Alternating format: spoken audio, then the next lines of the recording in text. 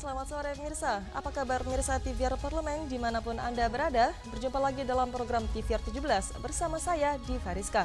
Tepat pukul 17 waktu Indonesia Barat, kami hadirkan kepada Anda sejumlah informasi paling baru dan menarik seputar kinerja dan kegiatan DPR RI yang telah disajikan oleh redaksi TVR Parlemen. Pemirsa TVR Parlemen, inilah TVR 17. Selengkapnya.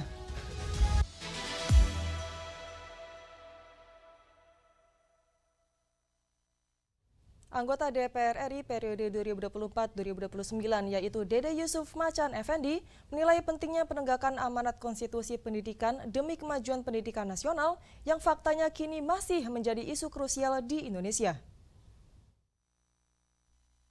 Pendidikan adalah hak setiap warga negara yang diatur dalam Undang-Undang Dasar 1945. Namun, tantangan dalam menegakkan amanat konstitusi ini masih menjadi isu krusial di Indonesia. Anggota DPR RI periode 2024-2029, Dede Yusuf Macan Effendi mengungkapkan pentingnya menegakkan amanat konstitusi pendidikan demi kemajuan pendidikan nasional. Dalam acara launching dan bedah buku menegakkan amanat konstitusi pendidikan, Dede Yusuf menyebut buku yang ia tulis merupakan hasil dari kegelisahan melihat dunia pendidikan tanah air. Ia menjabarkan permasalahan dunia pendidikan di Indonesia, di antaranya mahalnya biaya pendidikan dan infrastruktur yang tidak memadai. Padahal menurutnya konstitusi mengamanatkan untuk mengalokasikan 20% dari APBN untuk dunia pendidikan. Lebih lanjut, ia berharap lewat buku tersebut bisa menjadi referensi DPR dan pemerintah ke depan untuk membenahi dunia pendidikan tanah air.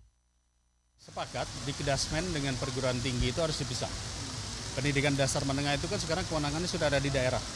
Bupati, wali kota, gubernur, itu sebetulnya merupakan penanggung jawab pendidikan dasar dan menengah.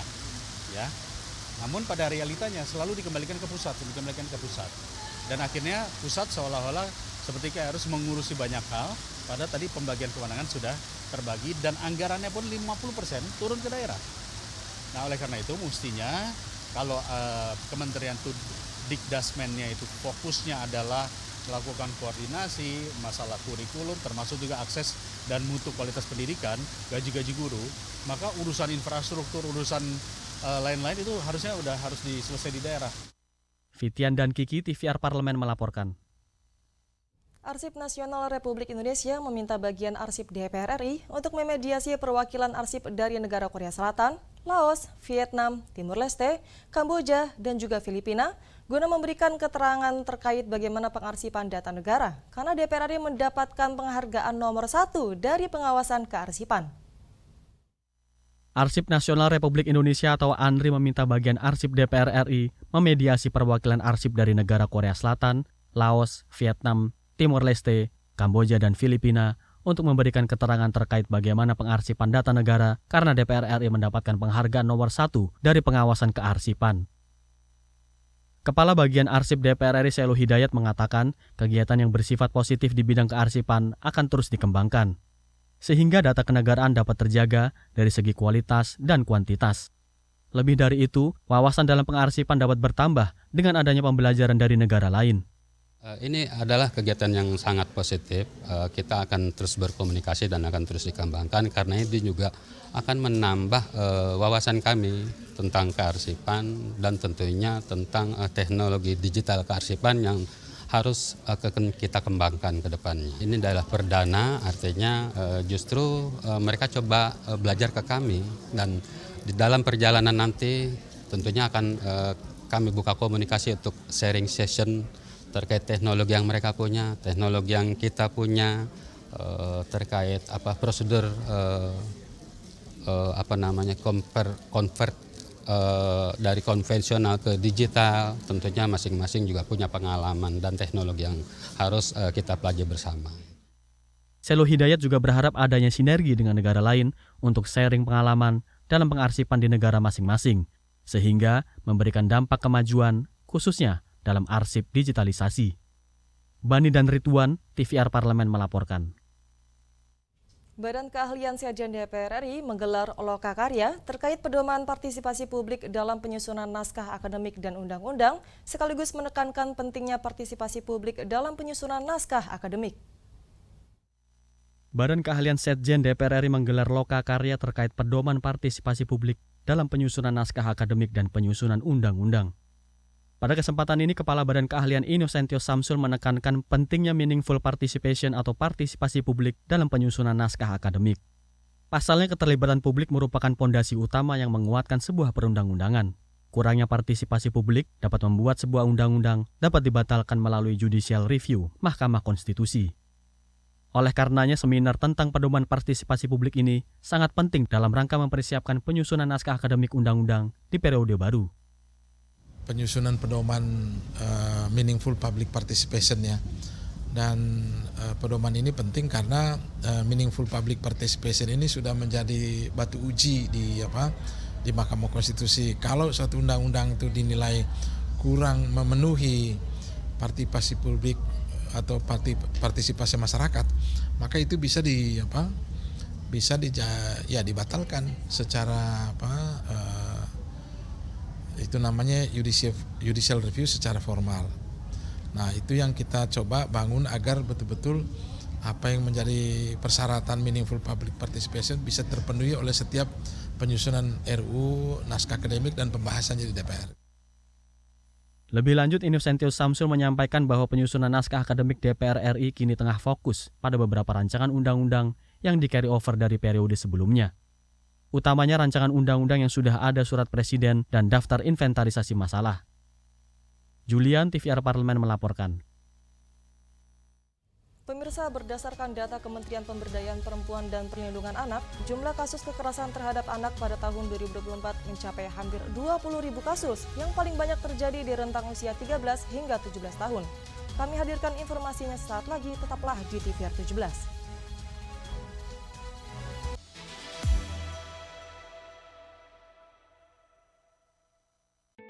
Selamat datang di Biro Pemberitaan Parlemen. Anda memasuki kawasan zona integritas menuju wilayah bebas dari korupsi atau WBK dan wilayah birokrasi bersih dan melayani atau WBBM. Biro Pemberitaan Parlemen berkomitmen penuh untuk mewujudkan wilayah bebas korupsi dan wilayah birokrasi bersih dan melayani. Komitmen kami, pejabat dan jajaran memiliki komitmen tinggi untuk mewujudkan WBK dan WBBM melalui reformasi birokrasi, khususnya dalam hal pencegahan korupsi dan peningkatan kualitas pelayanan publik. Kedua, bebas dari korupsi dengan terwujudnya wilayah bebas korupsi atau WBK, yang artinya bebas dari KKN, gratifikasi dan dari segala bentuk pungutan liar atau pungli. Terakhir, pelayanan prima dengan terwujudnya wilayah birokrasi bersih melayani, yaitu dengan meningkatnya kualitas pelayanan publik dan tercapainya kepuasan masyarakat terhadap pelayanan.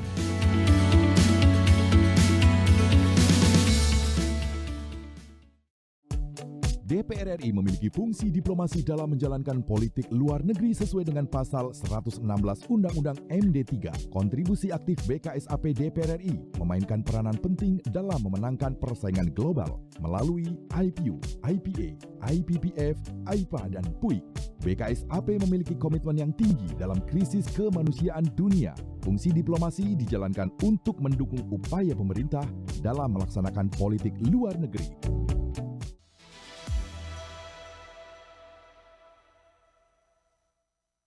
Kembali di TVR 17, dampak psikologis sangat signifikan yang dirasakan anak-anak yang mengalami kekerasan seperti trauma jangka panjang, gangguan kecemasan, dan juga depresi. Meskipun perlindungan anak telah diatur dalam sebuah regulasi, kekerasan anak di Indonesia masih marak terjadi dan implementasi aturan pun tidak berjalan semestinya. Lantas bagaimana bentuk perlindungan negara terhadap anak? Simak informasi mendalam yang telah dirangkum dalam segmen editorial Parlemen berikut ini.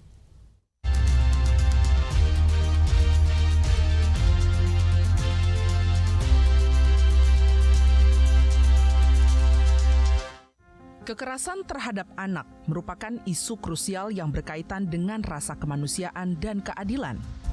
Berdasarkan data Kementerian Pemberdayaan Perempuan dan Perlindungan Anak, jumlah kasus kekerasan terhadap anak pada tahun 2024 mencapai hampir 20.000 kasus. Dampak psikologis sangat signifikan dirasakan anak-anak yang mengalami kekerasan seperti trauma jangka panjang, gangguan kecemasan, dan depresi. Dalam hal ini, negara memiliki peran dan tanggung jawab untuk melindungi hak-hak anak dan memastikan kesejahteraan anak di Indonesia. Perlindungan terhadap anak juga telah diatur melalui Undang-Undang Perlindungan Anak Nomor 35 Tahun 2014. Meskipun perlindungan anak telah diatur dalam sebuah regulasi, kekerasan anak di Indonesia masih marak terjadi dan implementasi aturan pun tidak berjalan dengan semestinya. Guna menindaklanjuti kasus kekerasan terhadap anak, anggota DPR RI Mai Esti Wijayati mendesak keseriusan pemerintah dalam penegakan hukum dengan memberikan sanksi berat kepada para pelaku kekerasan anak.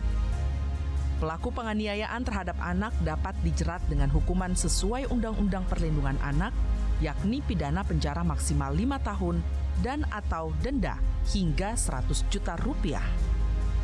Pengurangan hukuman dan proses negosiasi diharapkan tidak diberikan kepada pelaku agar tidak mengurangi efek jera. Maka pertama, penegakan hukumnya harus tegas sesuai dengan peraturan hukum yang berlaku, di mana kita juga memberikan sanksi yang lebih berat kepada mereka yang sebenarnya harus melindungi anak-anak, yaitu kalau itu orang tua, kalau itu pejabat, kalau itu saudara, itu kan orang terdekat. Aturannya harus mendapatkan hukum yang lebih berat daripada yang lainnya. Nah, tetapi ketika pengawalan itu hanya sampai yang pelakunya itu sudah ditangkap, lalu ada proses hukum stop sampai di situ, kelihatannya itu belum mampu memberikan efek jera. Mestinya begitu ditok, masyarakat supaya menilai sesuai enggak hukumannya dan berikan hukuman yang terberat sesuai dengan pasal-pasal yang dilanggar. Jangan kemudian malah ada pengurangan. Nah, kalau itu dilakukan, mungkin akan bisa mengurangi tingkat kekerasan terhadap anak. Sementara itu, dalam mencegah dan menindaklanjuti tindak kekerasan pada anak, anggota DPR RI Darmadi Durianto meminta pemerintah untuk secara masif memberikan sosialisasi baik di lingkungan terkecil seperti keluarga dan juga satuan pendidikan terkait sanksi dan pelaporan kasus kekerasan anak. Pada umumnya, pengungkapan kasus kekerasan masih bersifat parsial dan cenderung tertangani setelah marak atau viral di publik. Maka dari itu, pemerintah perlu mempertegas peranannya dalam mengawasi dan mengedukasi orang tua tentang pentingnya pola asuh yang sehat dan seimbang. Apakah hukuman-hukuman atau sanksi dalam undang-undang ini juga efektif? Kadang-kadang kan tidak efektif juga, karena dikenain sanksi juga tidak menurunkan kadang-kadang kan. Jadi harus dicari langkah-langkah terobosan dari awal, bahwa harus ada pendidikan khusus pada anak-anak, ya, kurikulum pendidikan anak yang lebih bagus, pengawasan orang tua terhadap anak juga sangat penting. Ini semua harus dicari tahu sehingga kita bisa mencari solusi yang terbaik, saya pikir. Berdasarkan hasil survei nasional pengalaman hidup anak dan remaja, bentuk kekerasan yang paling sering dialami oleh anak adalah kekerasan emosional, dengan total 45,43%, sedangkan kekerasan fisik 18,47% dan kekerasan seksual 8,57% pada referensi waktu seumur hidup. DPR RI berkomitmen untuk menghasilkan kebijakan sosial, utamanya dalam melindungi generasi penerus bangsa. DPR RI juga mendorong kehadiran peran pemerintah dalam mencegah dan menekan angka kekerasan terhadap anak di Indonesia, yakni dengan merumuskan kebijakan dan undang-undang yang lebih efektif yang mencakup upaya preventif hingga rehabilitasi terhadap korban. Pemerintah juga berperan dalam meningkatkan kesadaran masyarakat, membuat sistem pemantauan dan perlindungan anak, penegakan hukum, dan penguatan keluarga serta dukungan sosial.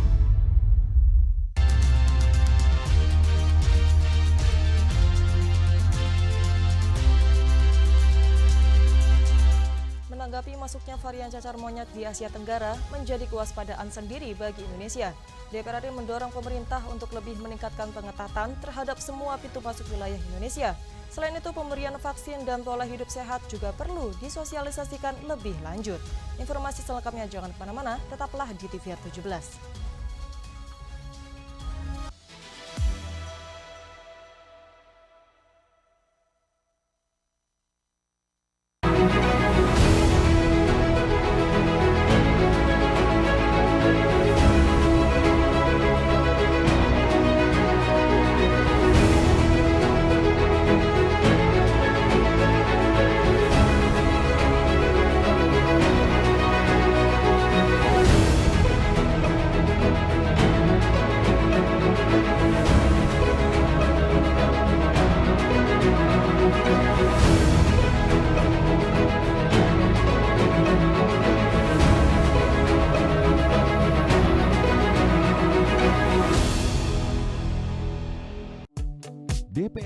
memiliki fungsi diplomasi dalam menjalankan politik luar negeri sesuai dengan pasal 116 Undang-Undang MD3. Kontribusi aktif BKSAP DPR RI memainkan peranan penting dalam memenangkan persaingan global melalui IPU, IPA, IPPF, AIPA, dan PUIK. BKSAP memiliki komitmen yang tinggi dalam krisis kemanusiaan dunia. Fungsi diplomasi dijalankan untuk mendukung upaya pemerintah dalam melaksanakan politik luar negeri.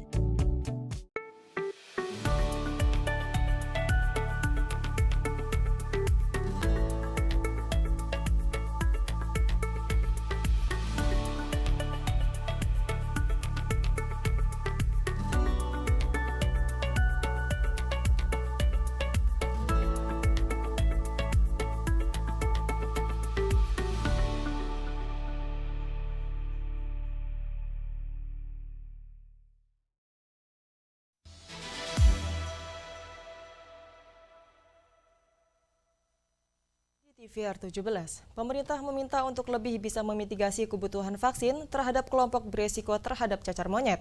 Untuk selengkapnya, berikut laporan rekan kami Vincent Aldi dari Senayan, Jakarta. Silakan Vincent. Baik, pemirsa TVR Parlemen dimanapun Anda berada, saat ini saya sudah berada di depan ruang rapat Komisi 9 DPR RI, pemirsa. Dan sebagaimana diketahui bahwa 14 Agustus lalu, Organisasi Kesehatan Dunia atau WHO telah menetapkan cacar monyet sebagai kedaruratan kesehatan masyarakat, di mana hal ini menjadi perhatian internasional dan menyusul meningkatnya berbagai kasus ini di belahan Afrika.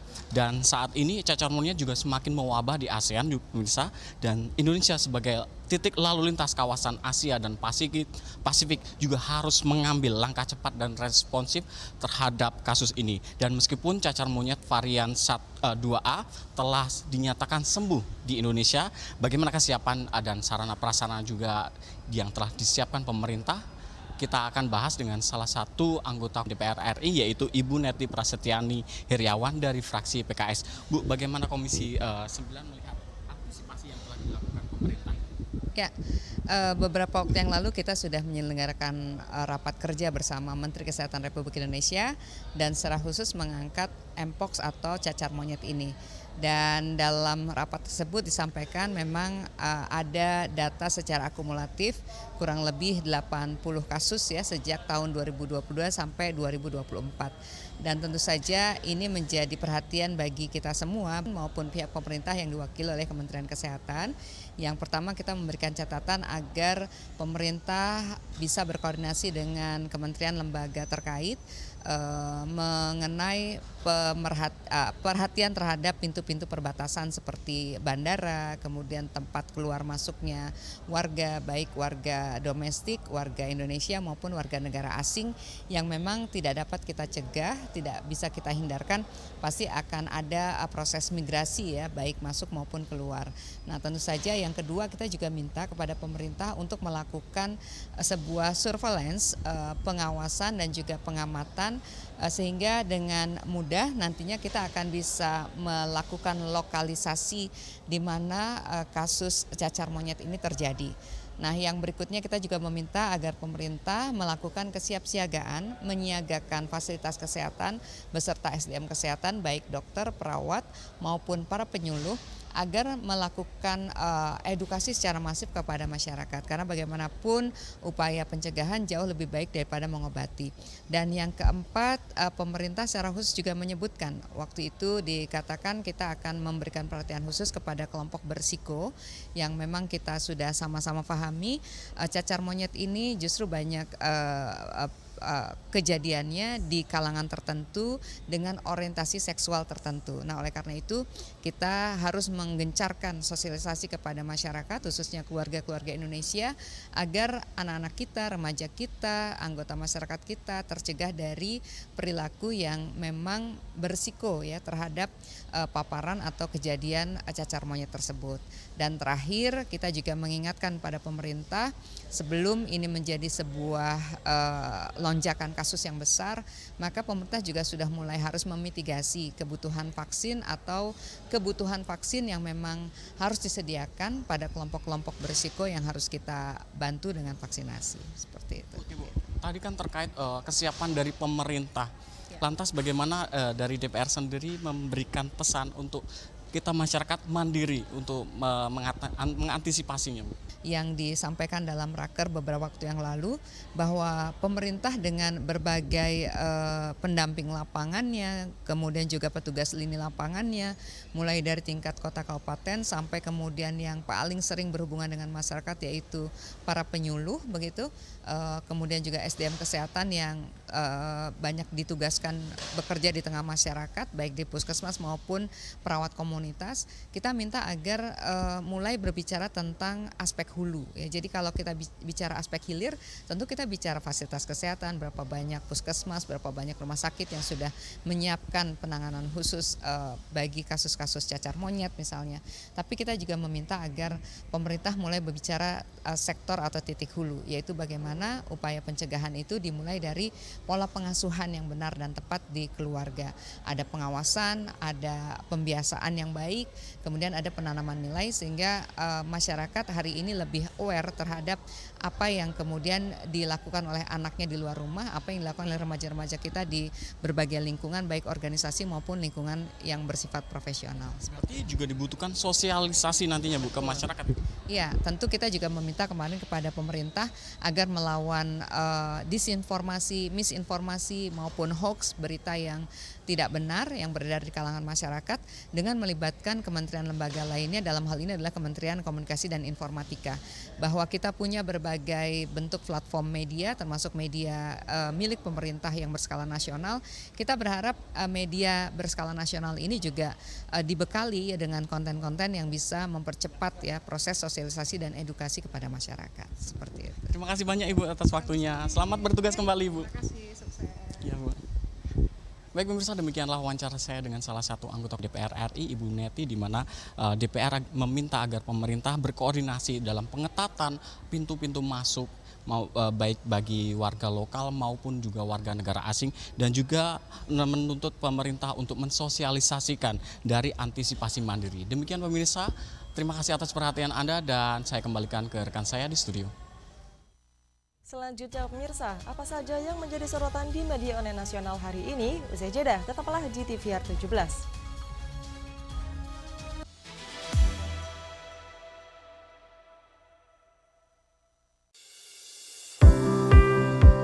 Mengenal tugas dan fungsi DPR RI.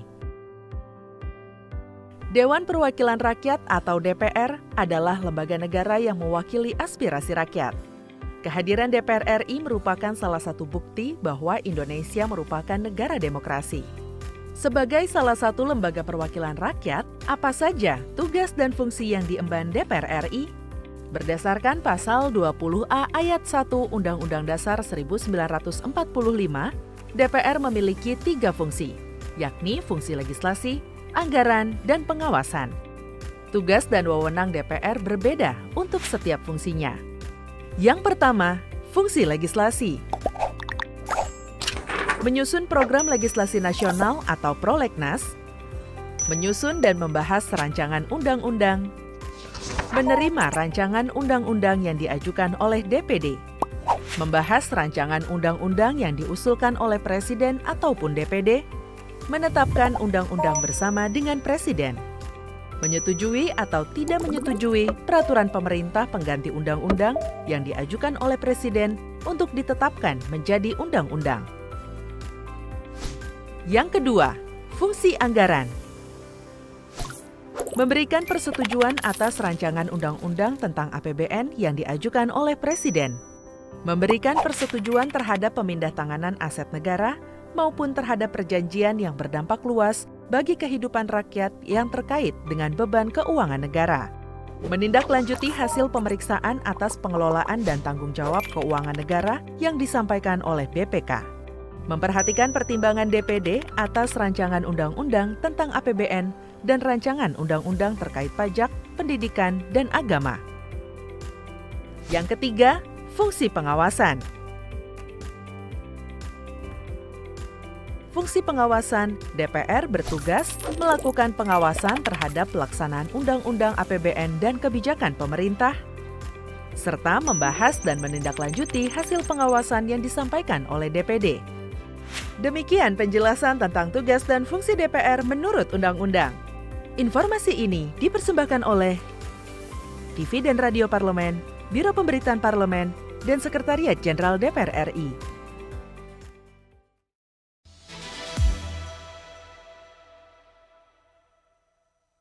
Anda kembali di TVR 17. Mirsa TVR Parlemen, kali ini kita masuk ke segmen media online nasional. Mari kita simak isu apa saja yang menjadi sorotan media serta tanggapan dari sejumlah anggota Dewan bersama rekan kami, Rini Reski. Silakan Rini.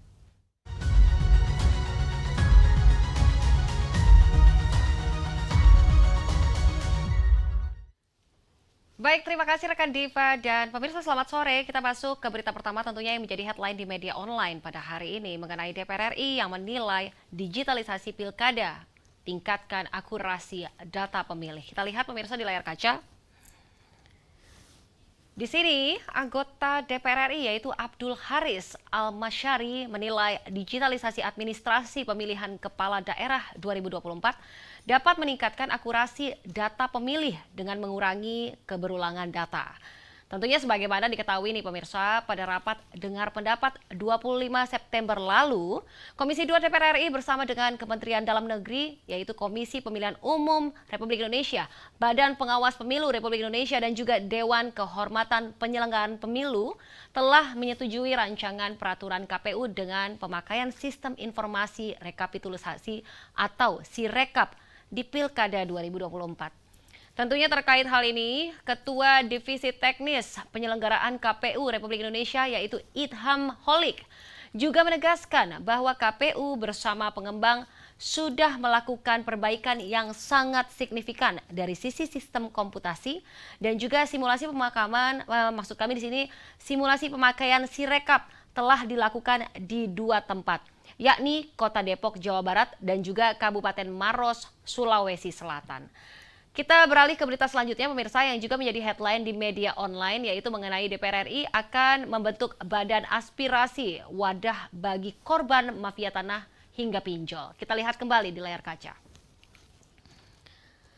Di sini Dewan Perwakilan Rakyat telah sepakat menambah alat kelengkapan dewan baru yaitu badan aspirasi guna menyesuaikan pos-pos kementerian pemerintahan presiden terpilih yaitu Prabowo Subianto. Dan terkait hal ini pemirsa, Wakil Ketua DPR RI yaitu Cucun Ahmad Syamsurizal menyebutkan bahwa badan aspirasi ini berfungsi sebagai wadah bagi para anggota dewan untuk menampung setiap aspirasi rakyat, termasuk terkait mafia tanah, korban pinjaman online maupun judi online. Tentunya penambahan AKD diharapkan bisa mendukung kerja DPR lebih baik dan juga semakin efektif. Di samping itu, DPR RI berencana akan mengumumkan jumlah komisi dan juga badan di DPR pada 14 Oktober 2024 mendatang atau sebelum pelantikan presiden yang jatuh pada 20 Oktober 2024 nanti. Baik pemirsa, itu tadi headline di media online pada hari ini yang saya sampaikan terkait dengan DPR RI yang menilai digitalisasi pilkada tingkatkan akurasi data pemilih. Dan DPR RI akan membentuk badan aspirasi wadah bagi korban mafia tanah hingga pinjol. Sekian dari saya Rini Reski. Kembali ke rekan Diva. Terima kasih, selamat sore. Sampai jumpa.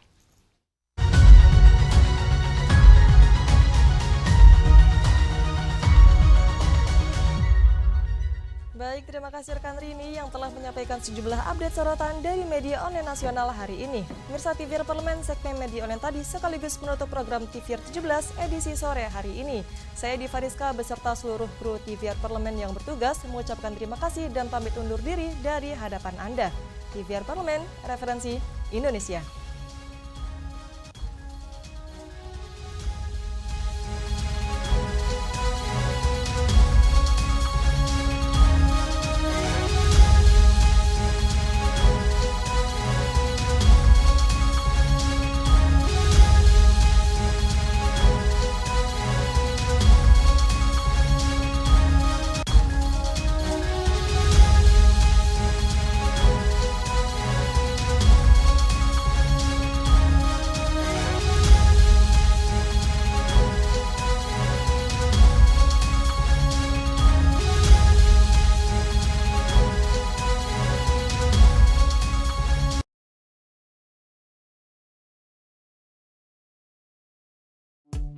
DPR RI memiliki fungsi diplomasi dalam menjalankan politik luar negeri sesuai dengan pasal 116 Undang-Undang MD3. Kontribusi aktif BKSAP DPR RI memainkan peran